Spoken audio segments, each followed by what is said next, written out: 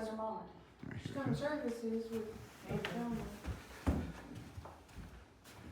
Well, good morning, everyone. And as you can see from I am now going to start recording the adult Sunday school lessons. The material that I pull from, just so when people look at this on the internet, on YouTube, they can know where I'm pulling this information from in case they want to do it.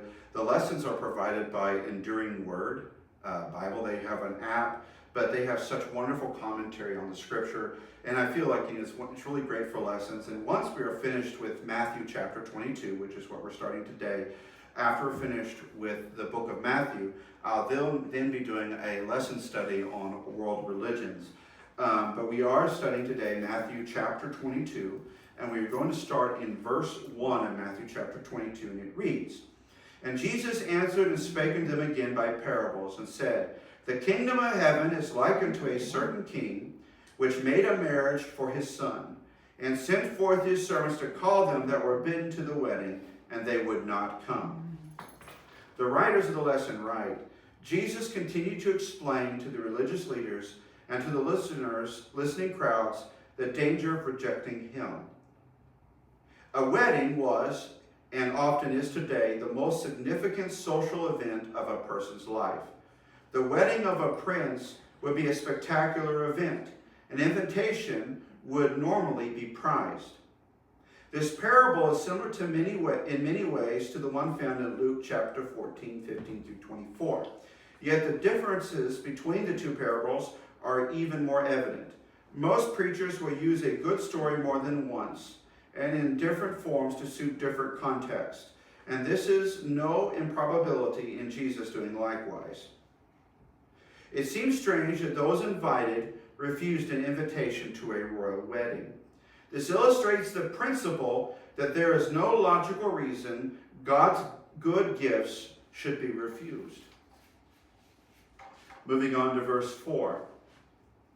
Again, he sent forth other servants, saying, Tell them which are bidden, Behold, I have prepared my dinner. My oxen, my fatlings are killed, and all things are ready. Come unto the marriage. But they made light of it, and went their ways, one to his farm, another to his merchandise. And the remnant took his servants, and entreated them spitefully, and slew them. But when the king heard thereof, he was wroth. And he sent forth his armies, and destroyed those murderers, and burned up their city. Now imagine being invited to a party where everything is provided. You don't have to bring anything other than yourself. You know, I've been to some of those parties. They say, look, don't worry about a gift, just bring yourself. And think about it, maybe, as a kid, it'd be like going to Chuck E. Cheese or Celebration Station. All the pizza you can eat, everything you could imagine. But then turning it down anyway. You say, everything's provided, you're bidden, you don't have to bring anything but yourself, but you still turn it down. Does that make any sense? No, it wouldn't. Unless you had actual prior, engagements, when you had nothing else to do, it makes no sense not to go to a party. Now, in those days, you think about a king doing a party. In those days, if a king made a decree, everybody was supposed to come. Everybody had to. He's the king. This is his son. His son's having a wedding. You need to show up whether you like it or not.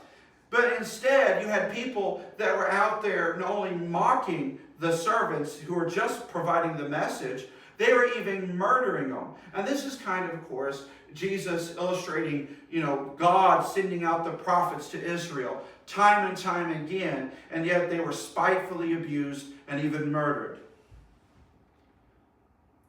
Barclay says that when a social event happened in the Jewish culture of that day, people were invited but without a set time.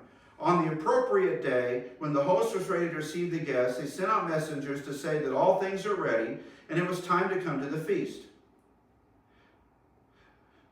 So the king, as Barclay would write, in this parable had long ago sent out his invitations.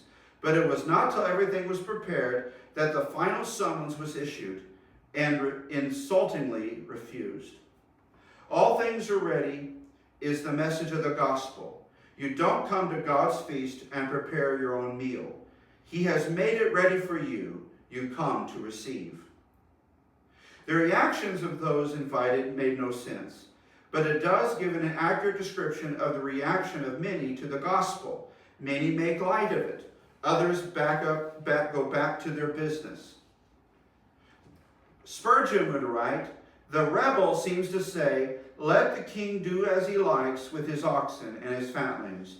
I am going to look after my farm and attend to my merchandise.'" The king was rightfully upset and brought judgment upon the offenders. Not only did they reject his invitation, but they murdered his messengers. This was a prophecy of what would happen to Jerusalem, the city whose religious leaders so strongly rejected Jesus and his gospel. Moving on to verse 8. "Then saith he to his servants, The wedding is ready, but they which were bidden were not worthy. Go ye therefore into the highways, and as many as ye shall find, bid them to the marriage. So those servants went out into the highways and gathered together all as many as they found, both bad and good, and the wedding was furnished with guests." The king was determined that he would not have an empty banquet hall, so an invitation was given to all who would hear. The servants went out into the highways and gathered together all whom they found, both good and bad. When the first and second invitations were so dramatically rejected, the third invitation was made more broadly. All were invited, whether good or bad. This reminds me of a story. I saw it posted on Facebook, and it was sweet. It was started out sad, but it ended up sweet. That this little boy, he had a lot of health issues, and his mother had prepared, because with a child like this, you never know how many birthdays they have.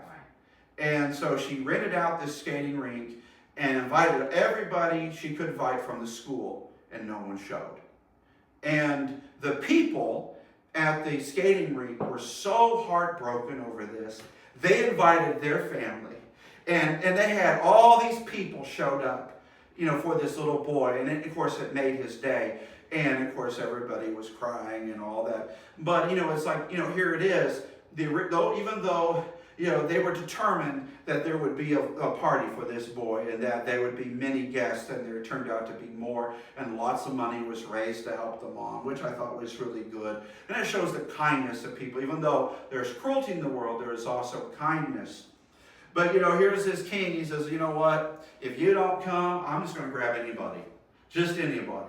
And of course, this is at the end of the day, it is a reference, basically. It is sort of a parable of the Gentiles, that Jesus first went to his own, but his own rejected him. So then he opened the doors to anyone who would come. Anyone who would come to the gospel would be saved. Gentiles, whether they're Jewish or not, they would be saved. Moving on to verse 11.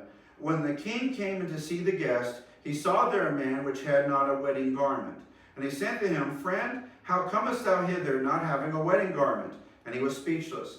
And the king said to the servants, Bind him hand and foot, and take him away, and cast him into outer darkness. There shall be weeping and gnashing of teeth.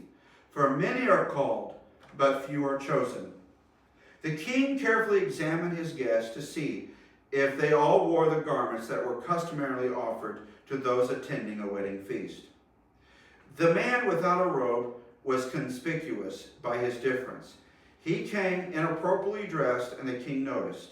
There is a debate among commentators as to if it was customary for a king or nobleman to offer his guest a garment to wear at such an occasion. There seems to have been some tradition of this among the Greeks, but no evidence of this practice was in the days of Jesus. Quite apart from who supplied the proper garments, the man clearly was out of place. It is fit to come to such a feast as thy worst, in the leathern coats, in the tattered rags, in the minstrel's clouts of wretched old Adam. That's written by Trapp. He came because he was invited, but he came only in appearance. That's written by Spurgeon. The banquet is intended to honor the king's son, but this man meant nothing of the kind. He was willing to eat the good things set before him, but in his heart there was no love either of the king or his well-beloved son. He was muzzled or halted up. That is, he held his peace, as though he had a bridle or a halter in his mouth.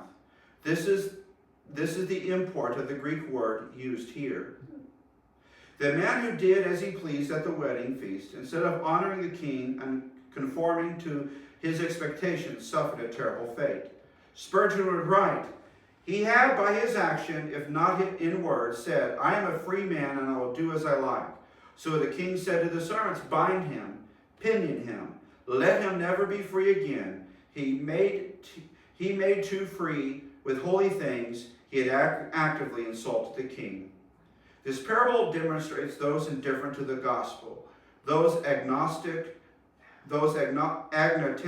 antagonistic against the gospel, and those unchanged by the gospel share the same fate. None of them enjoyed the king's feast.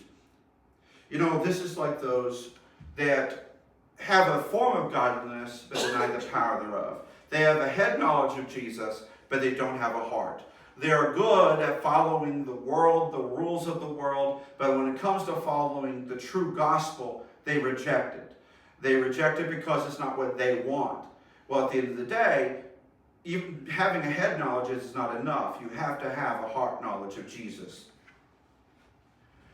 When speaking about, for many are called, but few are chosen, this statement of Jesus in this context touches on the great work together of the choices of man and the choosing of God.